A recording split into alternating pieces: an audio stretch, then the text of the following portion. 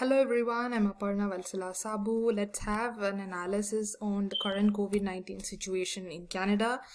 The contents we will be going through is a background, the need of the analysis, the data analysis approach, the arguments, death rate trends, comparison of COVID case with vaccination, count of vaccination doses administered, comparison of rate of recovery, trends, results and conclusion, and then the recommendations.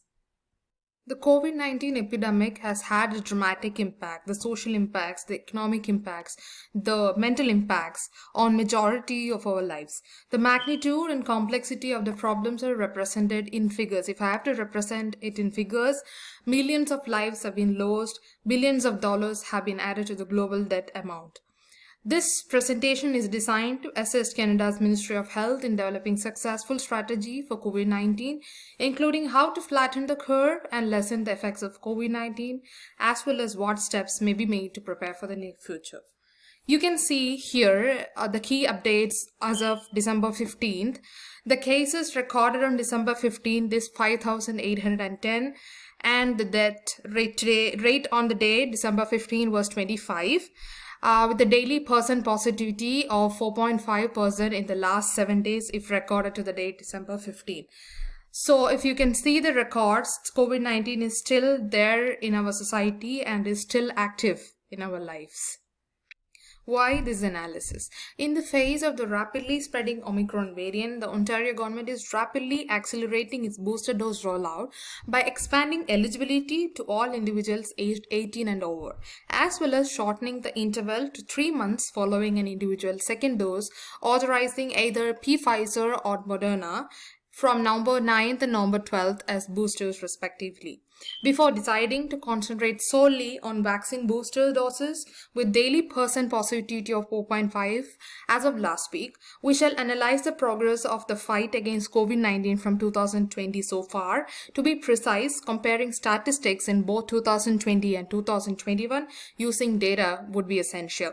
The data for carrying out the analysis are taken from Government of Canada website. Based on the evidence available thus far, we feel the current measures are effective and should be kept until WHO officially ends the global pandemic. We shall reach an ultimate decision by the analysis. The data analysis approach. The dataset used in the analysis were obtained from a trustworthy source, the Government of Canada website. The following are the names of the 3 datasets that I have used listed. These appropriate datasets are retrieved and cleansed in Excel before being transformed into Power BI, a business intelligence tool. The transformed data is then utilized to create visualization about comparing the variations in death rates in 2020 and 2021, vaccination rates with count of COVID cases, rate of recovered with rate of death in both 2020 and 2021. I would like to put forward 3 arguments. Argument 1, the death rates have declined as a result of new regulatory frameworks. Argument 2, increased vaccine dosage administration is one of the main reasons for the decrease in confirmed cases. Argument 3, increased vaccination rates and enhanced precautionary measures could explain the increase in recovery rates. Based on argument 1, let's see the death rate trend in 2020. The graph shows the rate of total deaths due to COVID-19 in 2020 by months. You can note that in January and February there were no deaths due to COVID-19 and March recorded the first death due to COVID-19. From March, the graph grows positively. The death increased suddenly from March to April and multiplied in every succeeding month until September. From September, the death rates increased tremendously to December, and we can also note that the first vaccine shots was administered on December 14th of 2020. Now let's take a look at the death rate in 2021 to have a comparison of both the years 2020 and 2021. Here in the graph, you can note that in January, the death rates were 0.46 million and the rate grew comparatively slow to February and then showed significant growth from the month of March to September. In October, the death rate increased tremendously. November showed slower growth as compared to October. In December, the death rate significantly fallen to half of 1.4 million. In November 26, 2021, the WHO classified the new variant Omicron. By then, the Ministry of Health announced additional border measures to reduce the risks of importation as well as transmission of COVID-19 and its variants in Canada related to international travel. Government of Canada also expanded the list of countries with entry prohibitions. I believe after the research, the increase in prohibition is thought to be the reason for the drop in the death rates in December. Based on argument 2, let's compare COVID cases with vaccination. The red-colored barred region represents the number of confirmed COVID cases in the month, whereas the green region represents the number of total doses administered. From the graph, it can be clearly observed that from January to November, the confirmed COVID cases decreased significantly, while simultaneously the number of doses administered increased from January to November. In December, the count of doses administered decreased while the confirmed cases increased.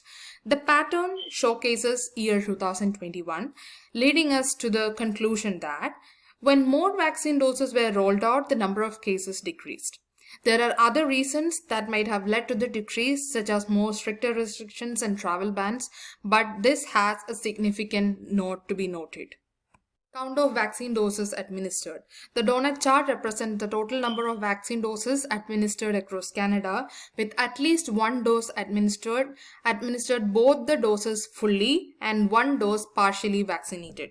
To date, 4 billion, that is 50% of the total vaccination, were administered as at least one dose of vaccine. 1 billion doses administered with one dose and 2 billion doses administered with both the shots. The graph says that about half of the population has taken their first dose and 20% of the population are fully vaccinated. Based on argument 3, let's have a comparison on rate of recovered in 2020 and 2021.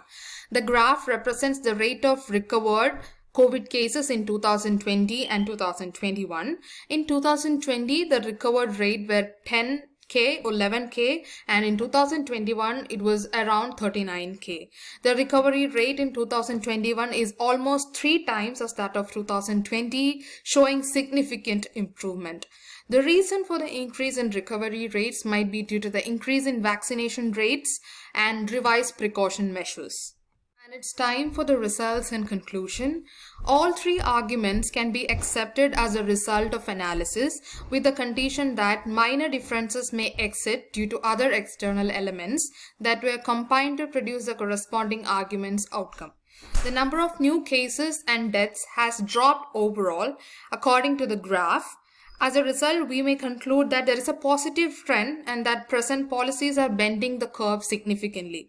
To flatten the curve, the number of new COVID cases from one day to the next must be lowered. In the same way, the death rate from one month must be lowered as compared to the preceding month. However, the public health professionals have frequently advised people to do things like wash their hands routinely, avoid large groups, and practice social distancing. Based on the evidence available thus far, we feel the current measures are effective and should be kept until WHO officially ends the global pandemic. But improvements and adaptations to new measures are necessary.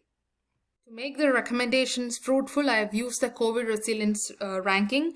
From the COVID resilience ranking list, we could observe that Canada holds the 7th position in the current list, where it used to be on 11th position. It shows significant improvement. It is also a cherry on cake to adopt measures that countries in the top positions practice, that is UAE, Chile, and Finland, in order to bring and improve or add new measures to Canada's existing measures. The criteria for resilience in these countries, especially UAE, is observed to be the preparedness before a crisis, and it involves activities aimed at developing capacities that will assist in effective anticipation, response, and recovery from a crisis. Secondly, response to limit damages once a crisis occurs. And finally, the final criteria for resilience observed especially in UAE is that they collect feedbacks after the crisis through feedback mechanism that review, analyze, and draw lessons from the action taken to mitigate the damage.